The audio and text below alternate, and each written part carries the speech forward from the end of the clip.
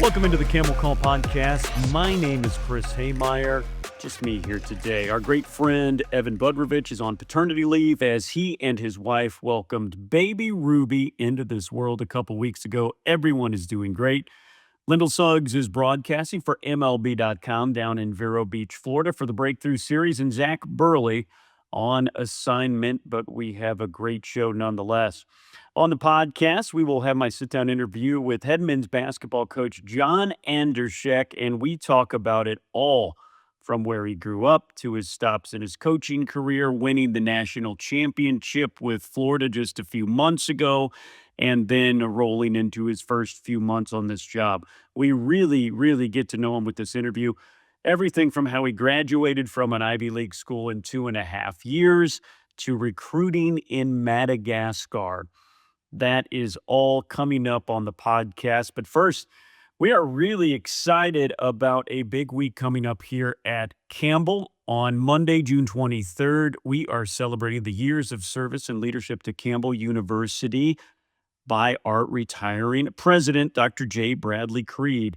We will have a special ceremony inside the lobby of the Pope Convocation Center. The event will begin at 10:30 a.m. It's open to the public, and it centers around some really cool renovations going on in Gore Arena. I will not ruin any surprises, but stay locked into our social media next week for a look. If you can't make it Monday, try to stop by the Gore Arena lobby coming up, because you will literally not believe your eyes. All right, also coming up this next week on Wednesday, June 25th, it's our second stop on the Camel Caravan as we head to Fayetteville, North Carolina. Our men's basketball coach, John Andrzejek, and baseball coach, Chris Marks, will be along with us. We've got two places where you can catch the coaches. First, from 4:30 to 6, we will be at Gaston Brewing Restaurant in downtown Fayetteville. It's going to be informal and free. It's a meet and greet. We would love for you to stop by. And then if you can only make it to the event later that night, or you can make it later that night with us, just come on down the street, a block down the street, walking distance.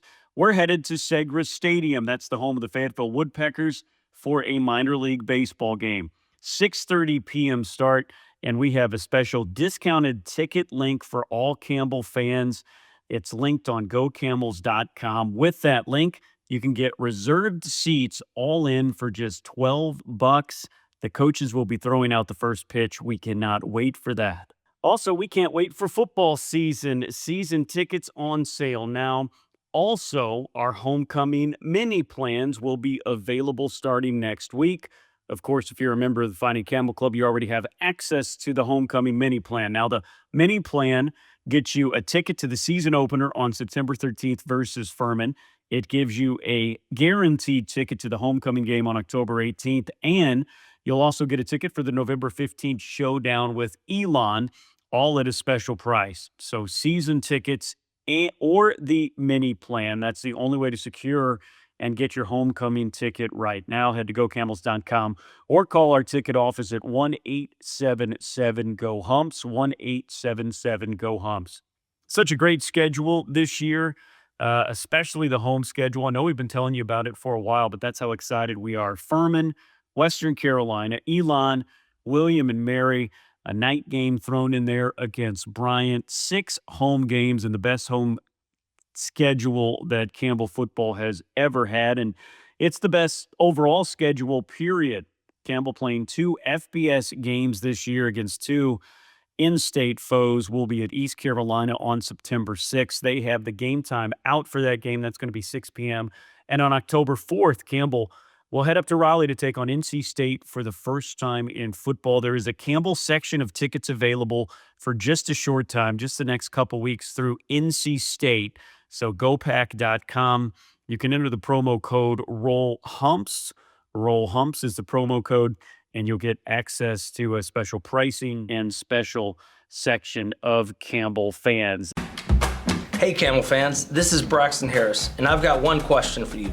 Are you ready for game day? Well, get your game face on, because Campbell's 2025 football season is here. We're bringing the energy, the grit, and the passion, and we want you to be right there with us. But hey, game day is just the beginning. You want to make a real impact? Then it's time to step up and join the Fighting Camel Club. Being a part of the Fighting Camel Club means you become the team behind the team, fueling scholarships, training, and academic success for not just our football athletes, but all 21 of our sports. When you join, you're not just a fan, you're a game changer. So what do you say, Camel Nation? Let's make a difference together. Join the Fighting Camel Club today and help us build champions on the field, in the classroom, and beyond. Our football schedule and home game times are out at gocamels.com. And also our volleyball schedule is out. That dropped this week. Volleyball starts the season at South Carolina in their tournament and then opens up their home slate with the Fairfield Inn and Suites of Dunn Campbell Invitational. That starts on September 5th. All Campbell volleyball games are free. GoCamels.com has the schedule. Our soccer schedules and other fall sports should be coming out in the next month. Believe it or not, speaking of months, we're just 2 months away from the start of the fall seasons, and then that will lead right into basketball. And as promised, here's my interview with men's basketball coach John Andrzejek. With New Campbell head men's basketball coach John Andrzejek, and we go back to not that long ago, March 16th, you, as a part of the Florida coaching staff, just won the SEC tournament. 4 days after that, you become head men's basketball coach for the Campbell Fighting Camels. Then 20 days after that, you cut down the nets in San Antonio as a national champion. A couple days after that, you are here at your introductory press conference. Can you even wrap your head around and give us a sense of what that 25 days was like? I mean, everybody's used the word, but it's been an absolute whirlwind. And I'm glad you brought up the SEC tournament, because that was probably the craziest chapter of it. Like, we played 3 games in 3 days. As the defensive coordinator, I had to prepare us for each of those scouts. So, and you don't know who you're going to play. You know, it depends who wins. So there were a lot of 3, 4 a.m. type nights, getting ready to play Tennessee, getting ready to play whoever it may be. And then right after we won in Nashville and beat Tennessee to win the SEC title, I didn't go back with the plane. I flew directly out to campus to sit down with everybody and do my on-campus interview and really see if this dream could become a reality. So those 4 days were kind of the height of the mania. Well, and then during that 3 weeks while you're trying to win a national championship with Florida, preparing everything that you do, you also had been named the head coach of Campbell. So you had 2 full-time jobs that were very busy. Yeah, no doubt. And actually, my associate coach, Landry Kosmowski, really helped me during that process, because I was constantly struggling with how to divide my time, you know, because 1 minute I'd be, you know, going all in on trying to prepare a staff, trying to make hires, trying to start recruiting guys. And then the next minute I'd be like, oh, I owe these Florida kids a chance to live out their dreams and go to a Final Four. And I was really conflicted. And to be honest, what Landry helped me with is he said, hey, the best thing for Campbell is actually for you guys to win the national title.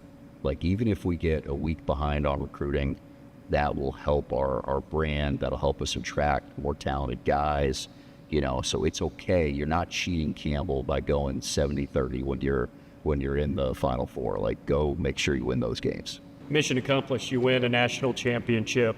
Can you describe to us what that feeling was like, the pinnacle of coaching career? Yeah, euphoria. I mean, there's a clip running around somewhere of me just sprinting. I didn't know I could reach those top speeds. I mean, that was about as hard as I could go, and just looking for somebody to hug. And, like, you know, there's so many hours that goes into trying to get to that moment. There's so many seasons where you come up short, or you're looking up at the mountain going, wow, what would it take to get up there? You know, I remember being in the Ivy League, being at Columbia, and we finally broke through and got to 4th in the league, and then we got 3rd, and it felt like a great accomplishment, you know, but you're looking up, and there's so many levels to climb to get to the very top.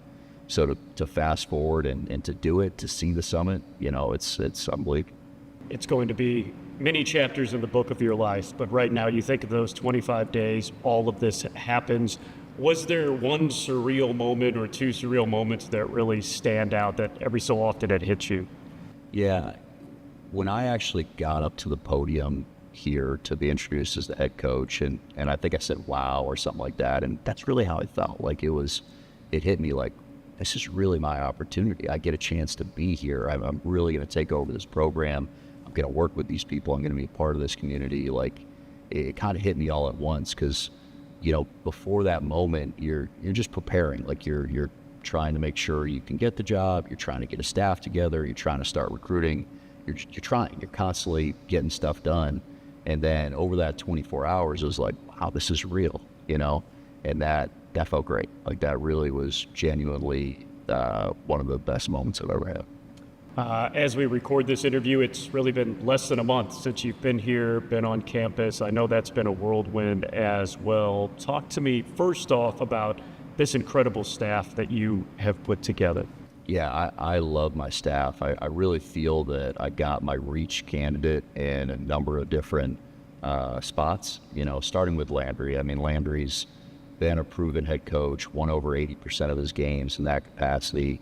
Also has walked the walk too. He was a great player at Davidson. He's in their Hall of Fame, 1,400 points, 900 rebounds, and he's a great teacher of the game. So we're going to pride ourselves as a program on coaching our guys really well, on developing them, on bringing them in at a certain level and having them graduate at a much higher level.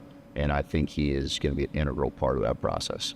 I also just hired a guy that's not even announced yet, but I got Eddie Hill from UC Riverside, who was the associate head coach out there. He's got a proven track record getting in the gym with guys, developing them. Great connector, great mouthpiece, guys love him. Guy you want to share stuff with and help you in life. And again, another guy who frankly is overqualified, but excited to be out here, loves the small town community vibe, and he also is a great player. He played at Washington State. He's 8th all time in scoring up there. So those two are going to be kind of my cornerstones as we build the program. They know what winning looks like. They've been a part of a lot of really good cultures, and they'll be instrumental in building that up.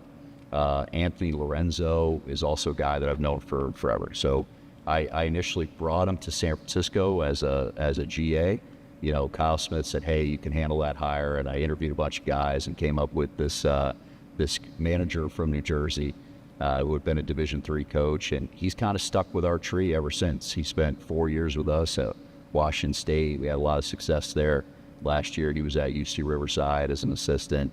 I trust Anthony with my life. He's a great dude. The guys will love him. He's also great with the film and preparing edits, both for our recruiting presentations, but also to show the team what we're grading our performance, when we're analyzing what we did well, what we need to do better. I also brought back Austin Burnett. So Austin played here. He was on those great Chris Clemens teams. He's seen this place kind of at a really high level, winning games, winning, I think they were in the Big South, winning that conference. And he has a genuine love for the place, and it's a lot of credit to him that we bridged that gap and got him back, because to be honest, I was trying to hire a staff of guys that I had already worked with. Like, that was important to me because they would be guys that really knew our program well. And Austin just made such a good impression during the interview process, and just his love for the place and his desire to be back here and do whatever it takes to get on staff just blew me away, to be honest. So I'm really excited to have him around. And then I also hired Joseph Yesmu. So he's the youngest one on staff. He literally just got done playing at West Virginia. He's a guy I recruited to Washington State, and he has won a national title at Kansas. He was a March Madness star with Drake, scored 26 against USC, I think 21 against Wichita State. But more importantly than that, like, he fits our culture to a T. He's got a great personality, big smile, great connector, loves getting in the gym. He's a man of faith. We'll see him in church. He just fits the values of Campbell really, really well, and I'm excited to help mold him in his career. Of course, you get this staff together at the same time you're recruiting. Now that you have the staff, everybody out there recruiting, how is the recruiting gone these first couple of weeks? Yeah, it's going good. I mean, it's a full contact sport right now. Everybody's hitting the guys in the transfer portal really hard. We worked a lot of late nights doing Zooms, doing calls, official visits, got some commitments. We're getting some momentum. But we're going to be selective too. You know, we have had guys on campus too that, you know, we haven't thought that they perfectly matched our values and what I'm looking for in terms of great attitude, hard workers, and guys that are going to have tremendous pride in Campbell.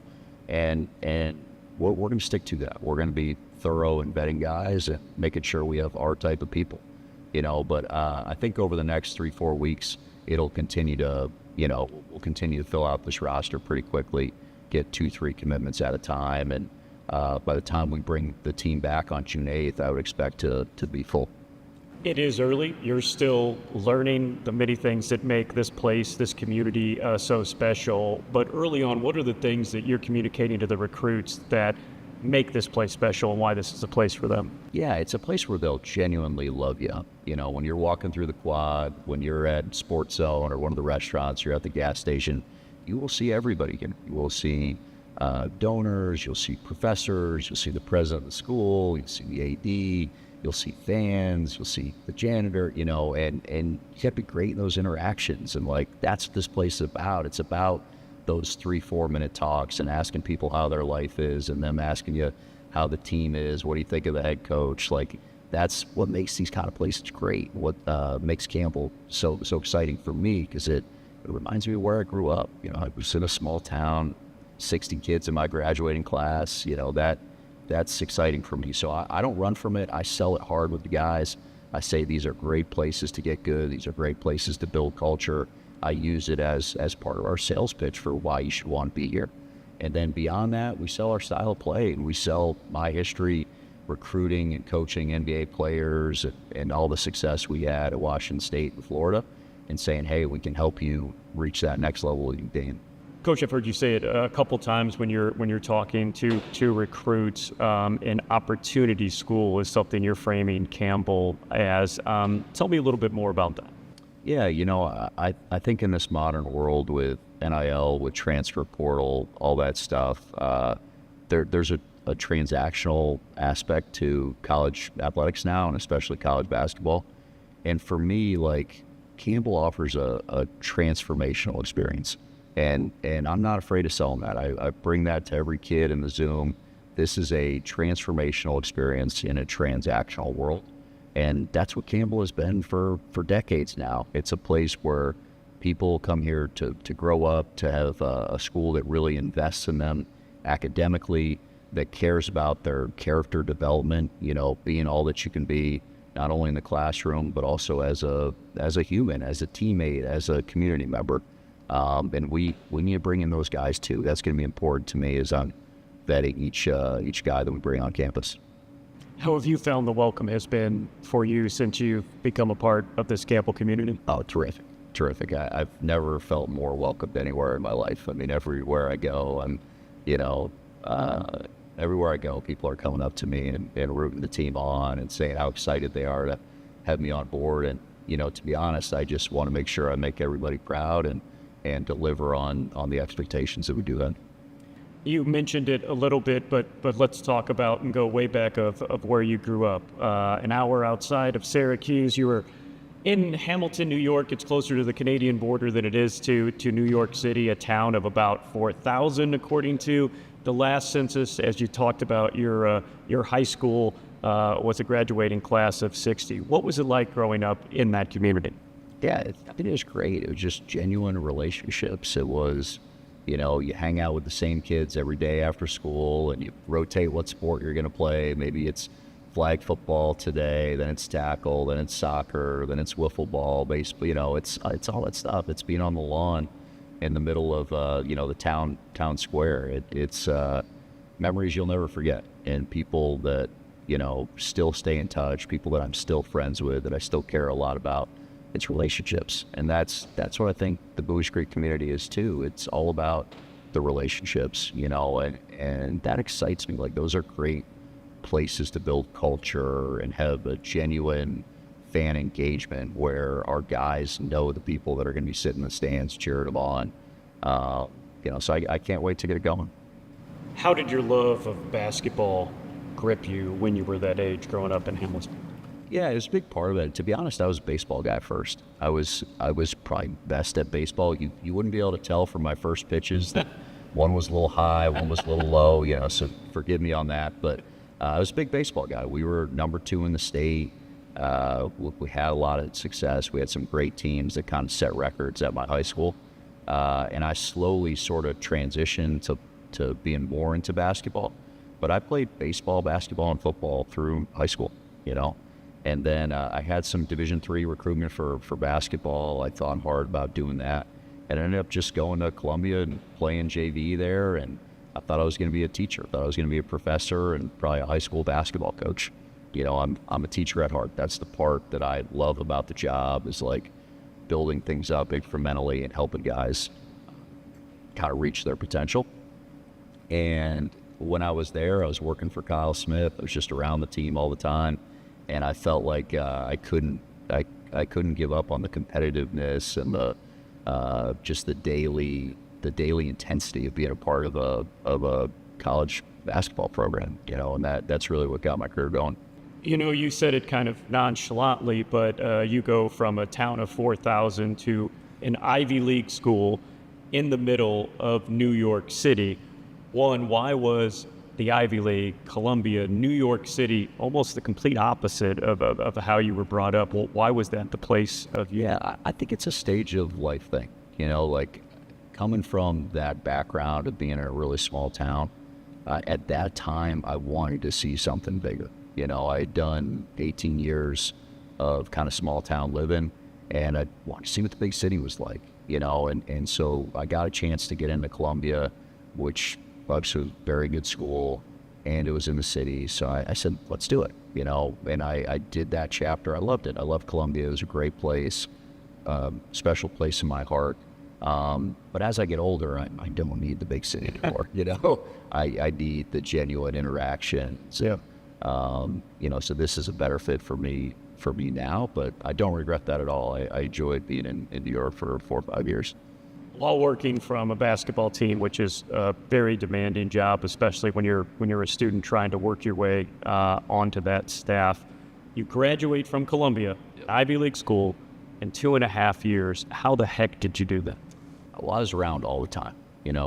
Similar to the stage we're at right now, like you're trying to build a program, and everybody's just working their butt off to try to make that happen. So during the summers, we were still in the office. I was doing everything I can, from ordering transcripts for kids to organizing summer camp, just anywhere that I could help make my mark and help the program, I was doing. And in order to be able to stay on campus, I had to take classes. So during those summers, I'm taking a full course load of classes too while I'm working for the program. And so I was able to pile up some credits to graduate a little earlier.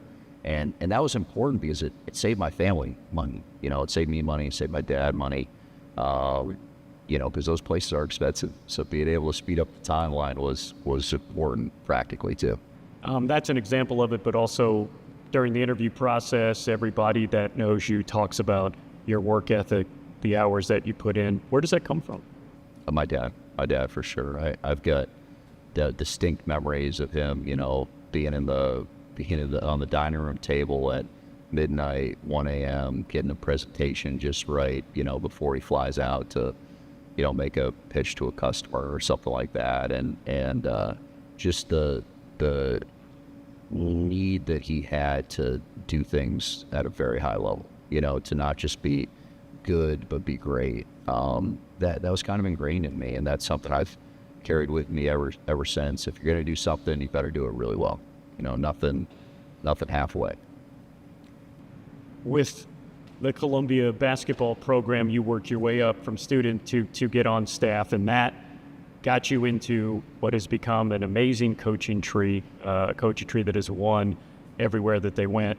Kyle Smith, tell me about your head coach there, and explain a little bit about this tree and the many successful branches. Yeah, it's been an amazing journey because, I think everybody, when they look back on it at this point, just sees all the success and goes, oh, it's going to happen all the way, but in the reality, like, there were some tough moments. Like, we had to work for it. There was a year at Columbia where we finished last in the Ivy League. We had to really go back to the drawing board and change some of our processes and adjust some things to to just be better, to coach the team better, to be better defensively, to recruit at a higher level. And that process, like the biggest thing I'd say for our family is we're inventive. We will problem solve and figure out what we need to change to fit each institution that we're at and each conference and how that conference plays. And that spirit is what has carried us to be able to win at different types of jobs, to be able to win in the Ivy League, to be able to go to the Pac-12, to Washington State, which is more of an opportunity school, big public institution, not the same admission standards, I'll say, and have a lot of success there, recruiting more regional guys, recruiting more transfers, to go to Florida and now be in a more blue blood type environment where you do have a lot of NIL money, you have some advantages, and be able to take the things that made the program good and our values and being picky with who we bring to campus, who we pick to work for us, and just putting all those lessons together to reinvent ourselves and make sure we put a good product on the floor. That's the thing that people are learning. It's not just you and this coaching tree had success at Florida. You won at Columbia. You won at San Francisco. You won at Washington State. And then you think back to Kyle Smith, where he started this winning was at St. Mary's. And basketball fans know St. Mary's just kind of came up out of nowhere. And then they were competing with Gonzaga in that tournament. And you have won not only at blue blood places with a lot of money, but at places that usually don't have the resources, don't have the sexy town that a lot of other places do, which I think kind of went into the fact that you thought this was a place where you could come and win because you have done it before in a different way. Honestly, St. Mary's and Washington State, I think, have very strong parallels to Campbell. Like there's large portions of the success at those places and the experience and the methodology at those places that we will use here. You know, they're all institutions that are in a little bit removed from a bigger city, not too far away. You know, Moraga is I don't know, 40 minutes from San Francisco, but it's got woods around it. It's kind of secluded. It's a place where you can build really good culture, where you don't have the distractions on the outside. Washington State is, again, its own little metropolis, small town, not much around it. Again, a really good place to focus on basketball, to get in the gym, to improve and build good culture.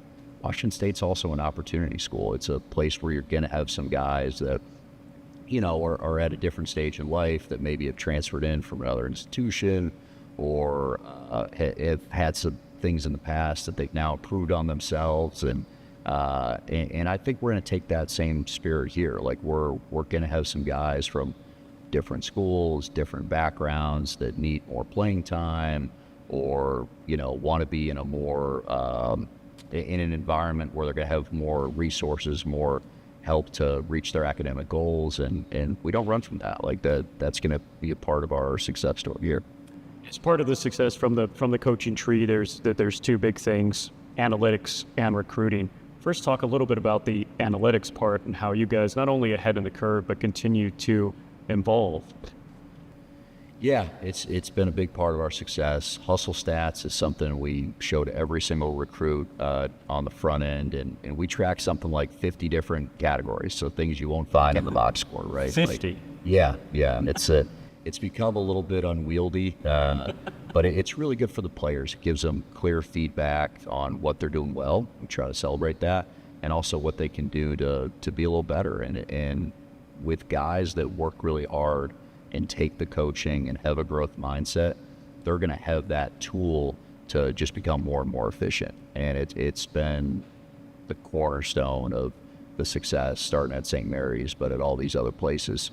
So, and the categories, again, are not things that are in the box score, right? Like if you drive by your guy and make the defense collapse and you throw it out to me and I miss a shot, you'll get a virtual assist, right? Like your process was good. It would have been an assist if I were a better shooter, you know? Yeah. So we're going to reward that. If you get a deflection on defense, you're going to get a couple points. If you box out, you'll get a point for that. And then there's some ways you can lose points too. If we're not helping the helper on D, you know, if I have to come over and help on a baseline drive, I need you to drop down and make sure my guy isn't going to get a dunk. It just creates a team where everybody's playing on a string, and 5 guys are really playing as one. And I guess the biggest thing is because you have a visual, you can tell somebody that they didn't block out on defense, but if there's a point system, that kind of hits home for 18, 22-year-olds. And it takes time. We'll watch it as a staff after every practice, every game, anytime we play 5-on-5, and we'll have the tallies. We got our grids out, and you got to rewatch the film and go, no, I think he deflected that. And you look in close and go, hey, you got a little finger on that ball, so he gets a point. So it's a labor-intensive system, but it can really help the guys and help us win a couple more games than our talent, which is important. One of the many reasons your resume for this job jumped to the top of the pile was the fact that you've been a big part of recruiting these players that have gone on to win at these places, won a national championships. And you're recruiting, you do it regionally, you do it nationally, but then you go to South America, you go to Africa, you go to Europe. Tell me about your recruiting, and you're not just recruiting on film, you're going to these places to see these people, why that's important and a big part of your process. Yeah, some of it is, the genesis of a lot of it is that I'm a very inquisitive type person. Like, I like seeing new places. So when some people are scared off by the under 18 African championships being in Madagascar, I'm like, I'll go. Is that a real thing that you went to Madagascar to see the African camp? Yep. Amazing. Been there, did it in Egypt too, Tunisia. I've bounced around pretty good. And I think when you are willing to look places that other people aren't, a lot of times you can find some really good talent and some guys that are hungry for a shot. And I've been at a lot of places where that's where your forte is going to be, is guys that want a shot, and that it's going to be a big part of what we do at Campbell, is provide opportunity for people from wherever they may be, whether it's kids up the road in Raleigh, maybe at Millbrook High School. Millbrook's been good to us, so we better be looking there pretty hard. But also looking in Europe, looking in South America, looking in Africa. I speak a little bit of Spanish too, so that might help us too. Your recruiting led you directly or indirectly, however you want to look at it, to your fiance. Tell me about that story and how you all met. You say you know a little bit of Spanish, but you know a lot of Spanish, don't you?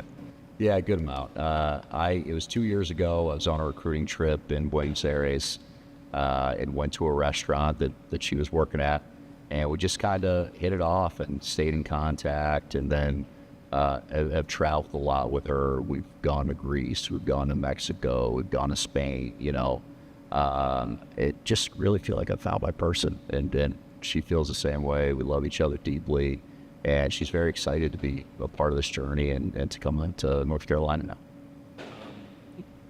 Finally, you have, again, been here for a short amount of time, hit the ground running, working all hours of the day and night. What has it felt like to be a part of this community? When the few moments where you do take a breath, how have you liked how the community has welcomed you? Well, it's been great. It's been great. It's everywhere. I go to the little Chinese restaurant across the street. I go to Walmart. If I'm certainly if I'm at Sports Zone, it's cool. It makes me feel genuinely appreciated, and more importantly than that, it reminds me that, like, when we get this program going, when we are competing for championships in the league, just how overwhelming the community is going to be, how overwhelming the sport's going to be.